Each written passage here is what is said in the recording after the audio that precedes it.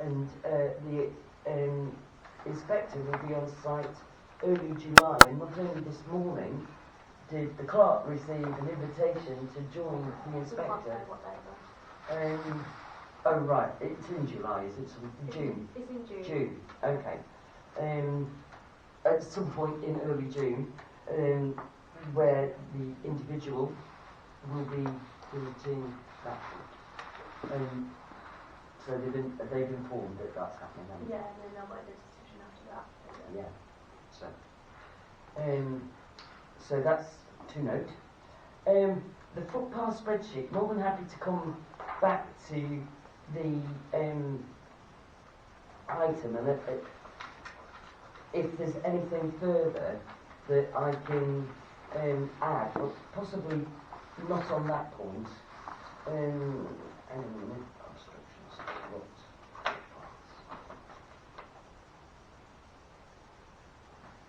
Yes, so unless, I think I explained how that works and it does get updated.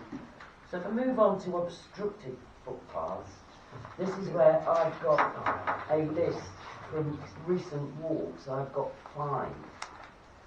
I will just give the numbers. 13 is unpassable. Let me just think. That's the one going down from the back of the Black Line to the main road. 5 is 13 is at the top of top of Huntley Road, and it comes down into the wood at the bottom of the ditch which normally floods.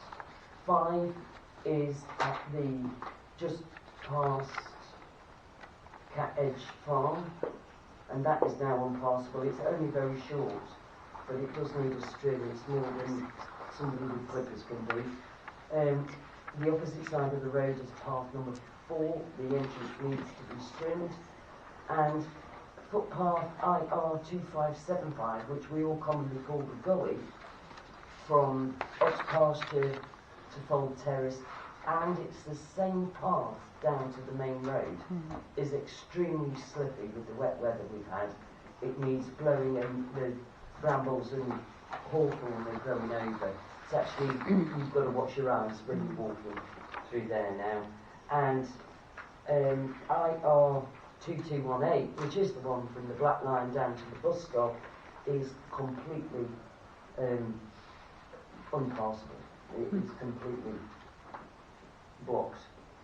Some of the residents that live on that path down do cut their own side of the hedge, but I've cut it. It took me 2 hours on one occasion with a pair of clippers, and it's painful. So it needs a decent, but we need to get that reported to the team. So there is a proposal to report these to Crow, but these are, we're talking about more, sorry? Yeah. Yeah, I think we need the strimmer guys. Gary? I don't know if you've already got these, but the footpath you're on about that goes down the Gunnel, or whatever you call it, to the main road, that wall, that between wall is blowing out and needs looking at from the house. And also, have you got on your footpath? We'd have to identify whether that was the homeowner's wall. I know. And then the other footpath, I don't know if you're aware of, if you go along Chapelon Lane, up to Brun Lane, you take a left, and then there's a footpath on the right of the public footpath sign, isn't there?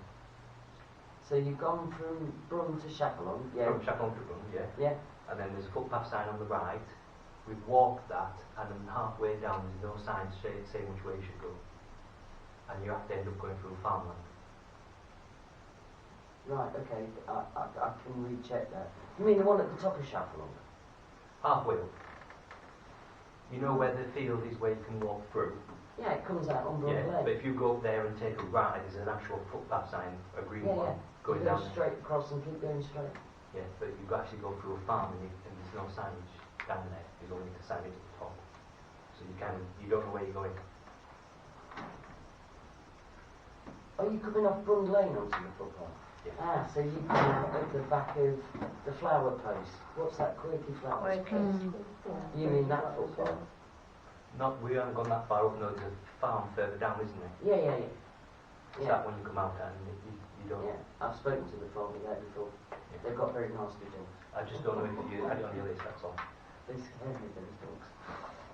Okay, you go up the side of some greenhousey type thing in the farmyard. Yeah. And then you end up going through the farm, but there's no sign saying where you've got to go. Okay. I'll have a look at that because I can maybe go and ask you to put back the signs and put some more if they've got fallen down. Okay, so I'll just put down quirky flowers in. Okay.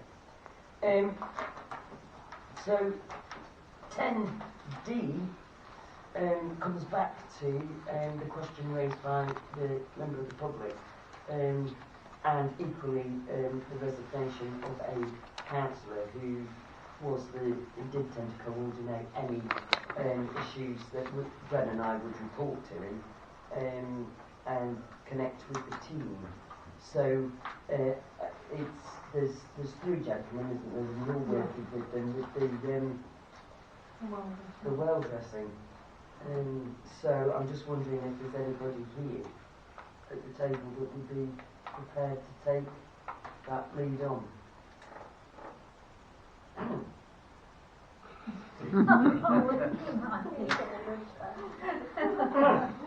I'm sure it's volunteers. You get all the information from those of us that work, and if members of the public, but if we make it known that if there's a footpath issue, that you're the conduit in the first instance, if people don't go direct to county, but because we've got this great team that do go out, and I know you're aware, but anyway, okay. Yeah, thank you. Okay.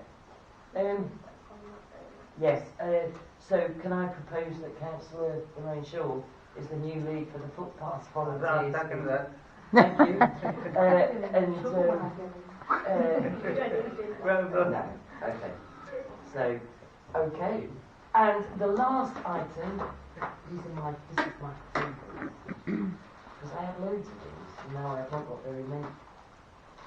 So, we did discover, and I think I've shown these at a meeting before, we do have this book of circular walks, Cheddleton and Wetley Rocks, and they are slightly out of date because the Plough pub's still open in Wetley Rocks. So they need a bit of an uplift, but we also need to get a reprint because I put out these, they went like hotcakes in various hostelries, Denver, here, everybody was loving them. And people were coming, people that were just walking.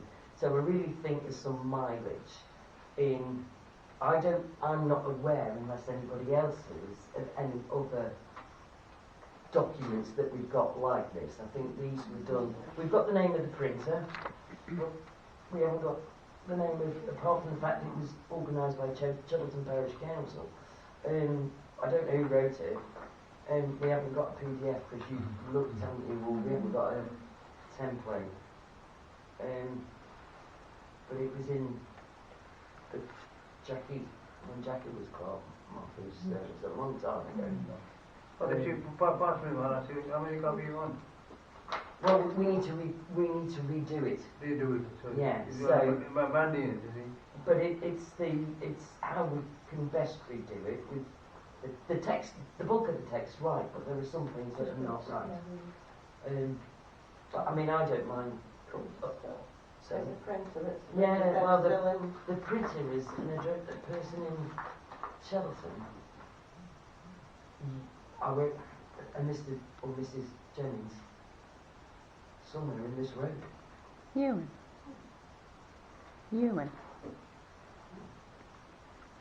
I don't know, but they did that individual did the design, cartography and illustration.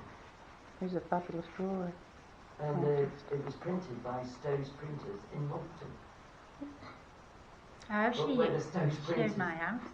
So whether Stowe's Princess is still around, but should we get it uplifted first and then see what we can do with it?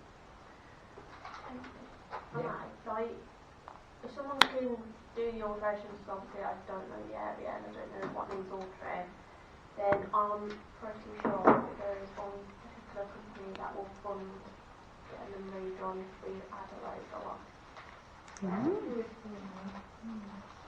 Okay, I'll undertake to put them right then. Mm-hmm. And then we need to really speak to the person and check that we can, if we can If we re-utilise can, the... Well, there's a couple of phone numbers on here and I'm quite happy.